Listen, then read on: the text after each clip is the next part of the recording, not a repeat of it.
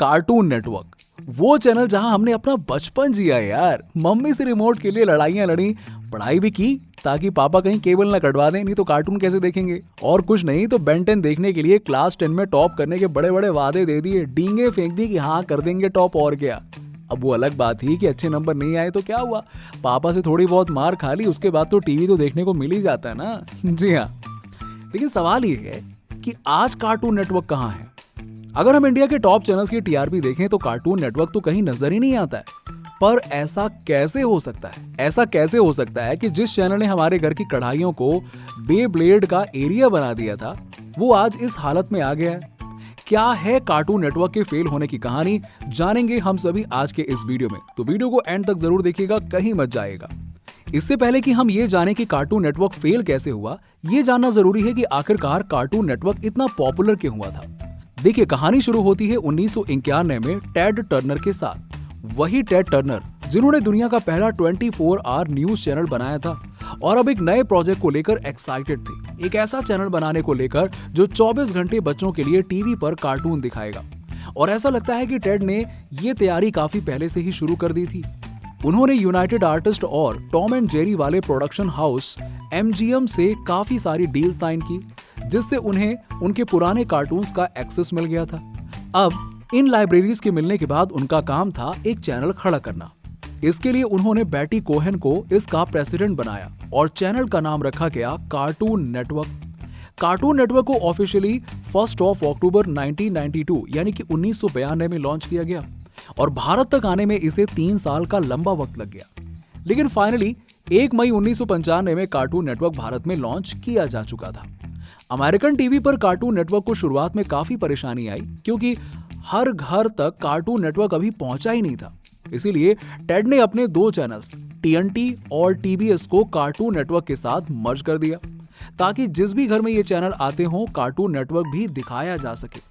जिसके बाद cartoon network देखते ही देखते अमेरिका के टॉप 3 चैनल्स में से एक बन गया। उस वक्त तक Cartoon Network Rhapsody Rabbit, Looney Tunes और हैना बारबरा जैसे कार्टून्स टीवी पर दिखा रहा था। ये सभी पुराने कार्टून्स थे जो बच्चों को काफी पसंद आ रहे थे। इसके बाद Tom and Jerry, Yogi Bear, Scooby Doo जैसे कार्टून्स भी टीवी पर सुपर हिट हो रहे थे। अब तक कार्टून नेटवर्क भारत में भी आ चुका था और यहाँ भी इन अमेरिकन कार्टून्स की धूम मची हुई थी। जनवरी 1999 से कार्टून नेटवर्क ने इन सभी कार्टून्स को हिंदी में डब करके पेश करना शुरू कर दिया, जिससे बहुत बड़े लेवल पर न सिर्फ शहरों में पर गांवों और कस्बों में भी कार्टून नेटवर्क छा गया। सैटेलाइट टीवी पूरे भारत के लिए अब भी एक नई चीज थी, जिससे कार्टून नेटवर्क की ग्रोथ में काफी मदद हुई। पर कार्टून नेटवर्क इतने से खुश नहीं था। अब तक वो पुराने कार्टून्स ही लोगों को दिखाए जा रहा था। फिर कार्टून नेटवर्क ने अपनी स्ट्रैटेजी बदली और खुद के कार्टून्स बनाने शुरू कर दिए और नए कार्टून्स मार्केट में आने लगे। Dexters laboratory, Johnny Bravo, cow and chicken, ये सभी शोज कार्टून नेटवर्क की चेंज स्ट्रैटेजी का नतीजा थे।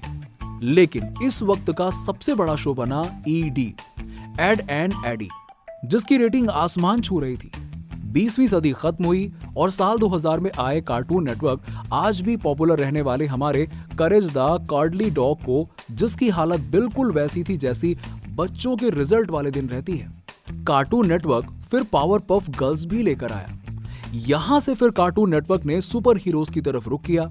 DC के जस्टिस लीग और बैटमैन की पहली एनिमेटेड सीरीज भी कार्टून नेटवर्क ही लेकर आया। इसके बाद मार्वल का स्पाइडरमैन भी इंडियन टीवी पर चलने लगा और सब कुछ मस्त चल रहा था। एक ही साल में कार्टून नेटवर्क ने बैटमैन की 3 नई सीरीज लॉन्च कर दी। सुपरमैन भी उसी साल दिखाया जाने लगा और फिर अगले साल कार्टून नेटवर्क ने अमेरिका से बाहर आकर क्रॉस कल्चर शोज दिखाने शुरू कर दिए। ये शोज कौन से थे? ये थे ड्रैगन बॉल जेड और बेब्लेड, जो कि आगे 3 सालों तक दुनिया के नंबर 1 कार्टून्स की लिस्ट में खुद ही एक दूसरे को पीछे छोड़ते रहते थे। कार्टून नेटवर्क रोज और ज्यादा शक्तिशाली होता जा रहा था। 2004 के दौरान कार्टून नेटवर्क ने अपना लोगो भी चेंज कर दिया। 2005 में कार्टून नेटवर्क इतना पॉपुलर था कि अपने फिल्म मंगल पांडे को प्रमोट करने के लिए आमिर खान भी उस पर दिखाई दिए। ये एक काफी यूनिक एपिसोड था, क्योंकि इस एपिसोड में कार्टून्स के सलमान खान, जॉनी ब्रावो ने आमिर खान का इंटरव्यू लिया था। अब 2007 तक कार्टून नेटवर्क के पास इतने ओरिजिनल शोज आ चुके थे कि उन्होंने अपने क्लासिक कार्टून जैसे पोपोए और टॉम एंड जेरी के लिए अलग से बूमरैंग नाम का चैनल खोल दिया और कार्टून नेटवर्क पर सिर्फ ओरिजिनल कार्टून्स आने लगे। और टाइमिंग भी क्या जबरदस्त थी, क्योंकि इसी साल कार्टून नेटवर्क ने अपने चैनल पर बेन 10 को लॉन्च किया और जिसकी पॉपुलैरिटी कितनी थी इसके बारे में तो हमें बताने की जरूरत भी नहीं है। अब आप पूछेंगे कि सब कुछ अच्छा चल रहा था, फिर परेशानी कहाँ आई? देखिए, शुरुआती परेशानी आनी तो तभी शुरू हो गई थी जब बूमरैंग को बनाया गया। अब इसमें भी दो तरह की थियरीज हैं। पहली थियरी ये है कि बच्चे अब भी पुराने टॉम एंड जेरी और द पिंक पैंथर शोज जैसे कार्टून ही देखना चाह रहे थे, जो कार्टून नेटवर्क ने बंद कर दिए थे। और दूसरी थियरी इसके बिल्कुल विपरीत है, जो कहती है कि क्योंकि ड्रैगन बॉल्स जेड और बाकी कार्टून्स बहुत ज्यादा रिपीट होने लगे थे, इस कारण बच्चे धीरे धीरे इससे दूर होने लगे। इसके अलावा अब तक मार्केट में कॉम्पिटिशन्स भी बढ़ गया था। फिर चाहे वो निकलोडीन का निंजा हथौड़ी हो या हंगामा का शिनचैन, बच्चे नए कार्टून्स तलाश रहे थे। साथ ही इस वक्त पोगो पर, मैड और बाकी चैनल्स पर भी एनिमेशन के अलावा दूसरे तरह के रियल लाइफ शोज चलने शुरू हो गए थे। अपनी व्यूवरशिप को ज्यादा देख कार्टून नेटवर्क ने भी डिस्ट्रॉय बिल्ड डिस्ट्रॉय जैसी रियल लाइफ शोज दिखाने शुरू कर दिए, जो कि बिल्कुल फ्लॉप हो गए। लोग कार्टून नेटवर्क पर सिर्फ कार्टून देखना चाहते थे। कार्टून नेटवर्क ने बेन 10 के सीजन 2 की सफलता को देखते हुए बेन 10 ओमनीवर्स नाम से तीसरा सीजन निकाला। और अगर आपने वो शो नहीं देखा है तो यकीन मानिए आपने जिंदगी में कुछ खास मिस नहीं किया। वो इतना खराब था कि उसे देखना भी पाप है। पाप से याद आया कि उसी साल कार्टून नेटवर्क ने रोल नंबर 21 भी तो लॉन्च किया था, जो कृष्ण की कहानी को मॉडर्न जमाने में कह रहा था। वो शोज भी उनके लिए एक डिजास्टर साबित हुआ, लेकिन कार्टून नेटवर्क उसके एपिसोड पर एपिसोड निकालता रहा। अब मार्केट में कंपटीशन के बढ़ने के साथ साथ कार्टून नेटवर्क के फेल की एक वजह यह भी थी कि तब तक तो इंडियन कार्टून्स भी तो मार्केट में आ गए थे और वो ज्यादा अच्छा परफॉर्म कर रहे थे। हालांकि रोल नंबर 21 पूरी तरह से इंडियन ही था, पर शोज का सिर्फ इंडियन होना काफी थोड़ी ना है, क्वालिटी भी तो कोई चीज होती है, और यही क्वालिटी कार्टून नेटवर्क मिस कर रहा था।